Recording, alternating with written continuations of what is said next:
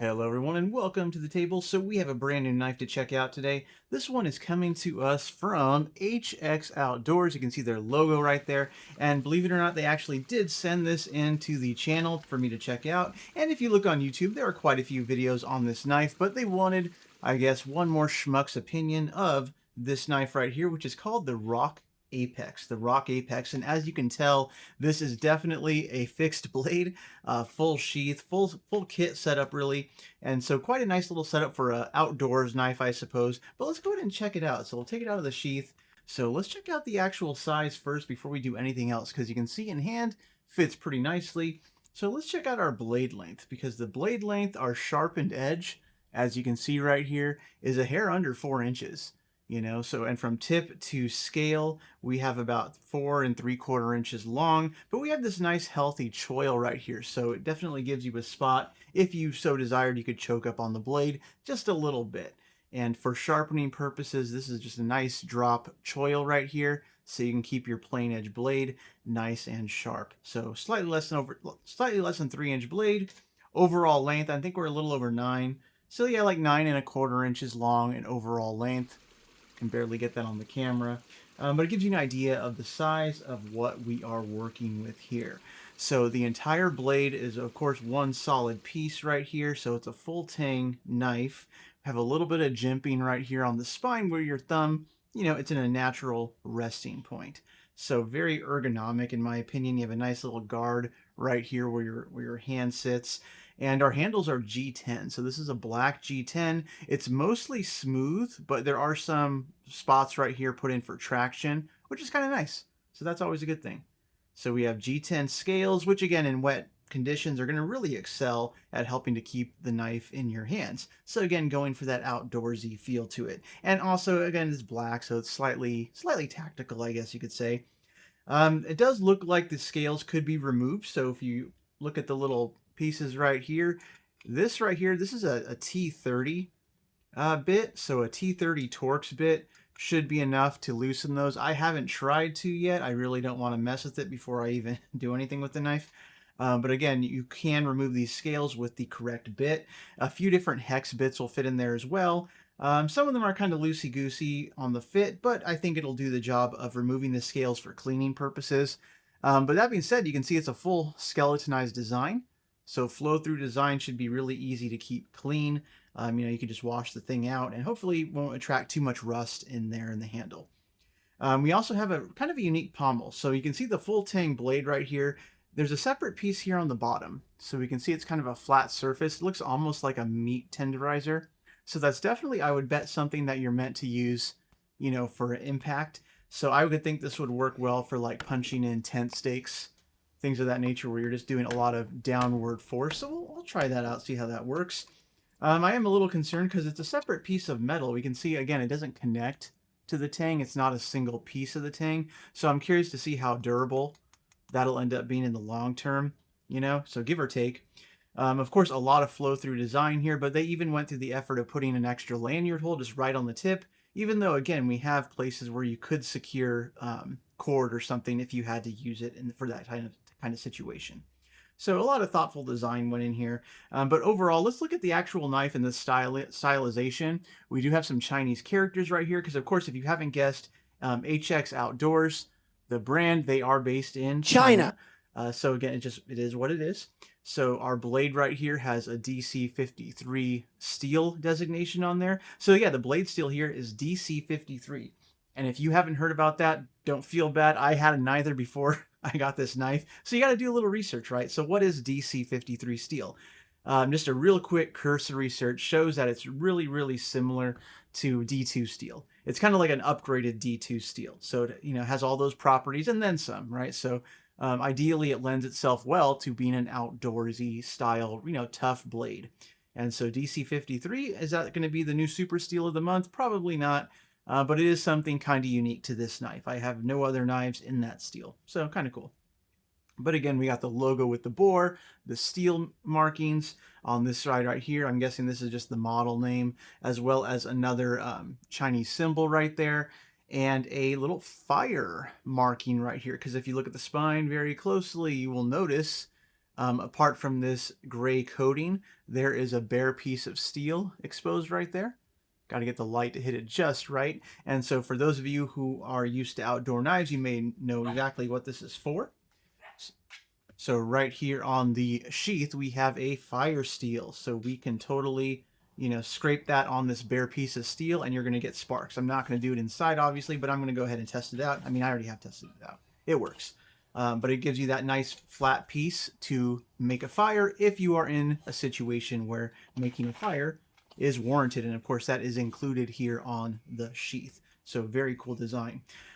Blade itself is actually a really cool grind. It has this almost like a spanto tip right there. If you look at the grind, it's, strengthened here at the edge, which for an outdoor blade where you might be doing a lot of stabbing and prying into wood, you want as much strength and thickness at the tip as you can get. So you can see the thickness right there.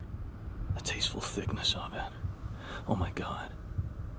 It's definitely not thin towards the edge. If anything, it's thinner here and then it widens out at the tip, which for an outdoorsy blade, you kind of want that strength because you don't want your knife busting on you when you are out, in the woods doing things where you really might rely on your sharpened tool. So again, we see those little thoughtful parts of the design. So beyond that, though, it looks like a basic drop point design. Just nice swedge, nice spanto tip right there. They did a lot of things right here, which is really cool, really cool. Of course, when you do buy this knife from HX Outdoors, they give you the full kit. So, I mean, if you're buying this for a gift, I mean, pretty impressive. You get this massive plastic water-resistant box. Has the full foam insert for the knife. So kind of nice presentation. So again, if you're a gifty type of person, you have that outdoorsman in your life and you want to get something nice, it comes in a very nice presentation at least. But let's talk about the sheath, because our sheath right here, this is a standard plastic. I'm not sure if this is actually Kydex or not, but a plastic sheath, right? Has the logo branded on there. We also get this leather belt loop here on the back, and you can see that's screwed in. So you could remove it if you didn't want this particular kind of carry setup. But putting it into the sheath right there, of course, we have the snap to keep it in place. It's fairly good retention regardless.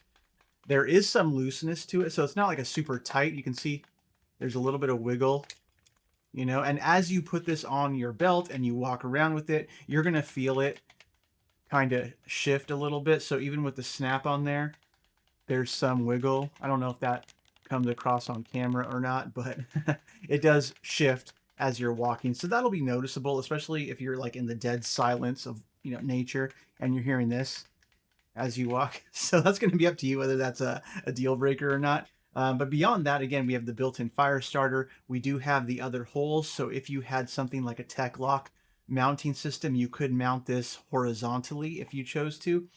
So I have something like that. This is something like this right here.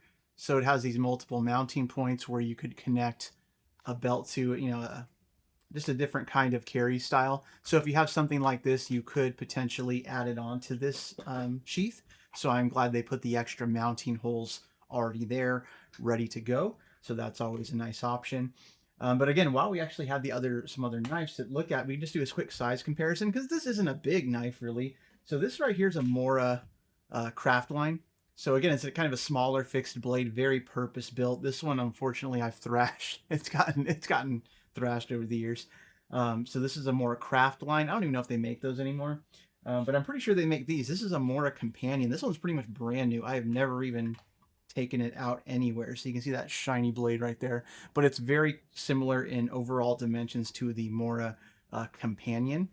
But you can see, again, just the size that you're getting here. You're getting something incredibly beefy, incredibly resilient. So it's going to be, what preference do you have? For an outdoors knife, do you want something that can survive the apocalypse, so to speak, or do you want something that's a little smaller, more practical, or whatnot?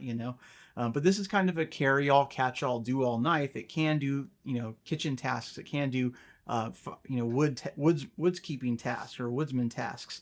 It's kind of one of those jack of all trades, masters of none, perhaps. So nice size, nice weight. Actually, let's pull out the scale because I'm pretty sure it's not overly heavy here. So let's set it right there. So yeah, 7.9 ounces for the knife alone, and with the sheath as well. Let's check that out. 11.6 ounces. See, either way, it's not incredibly heavy weight. And you'll notice, of course, it does stand. Of course, it stands upright because the pommel is flat. And so it's Perfectly balanced, as all things should be. perfectly balanced, which is always really a nice thing to see. So not that you'll ever, set the knife down and leave it like that, but it is cool to see they thought about the balance of the blade and how it handles and how it feels, in your hands as you're using it. So pretty smartly thought out. Of course, out of the box, the blade is nice and sharp. And as I get to testing it, I'm gonna, we're gonna put the edge to the test because stuff I'm gonna be cutting through is a lot of old like carpeting material, like canvas, couch covers, couch cushions, and those things will rip through utility blades and dull them in 2 or 3 swipes. So if this DC53 steel can handle that, then it's a pretty good test of how things are going to go. But yeah, so we'll go ahead and test that out, see how everything works. And if I haven't already overlaid that footage on this video, which I may have already done so. But either way, feel free to ask any questions you have about the HX Outdoors. And again, they sent this to the channel. I didn't buy this. I'm trying to be honest with it because yeah, of course it's a nice knife. A few little issues with the sheath I'd like to see fixed. The rattliness is kind of annoying. But beyond that, I think it's pretty solid. All right, so we just took it outside and was ripping apart some pieces of an old couch, as you can see, just doing basic demolition work, and it's really not entirely suited for that.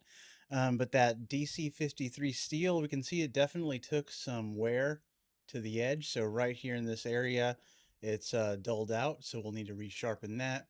We can see up here at the tip, I did lose the very bit of the tip, so we'll need to resharpen that and put a fresh tip onto the blade as well.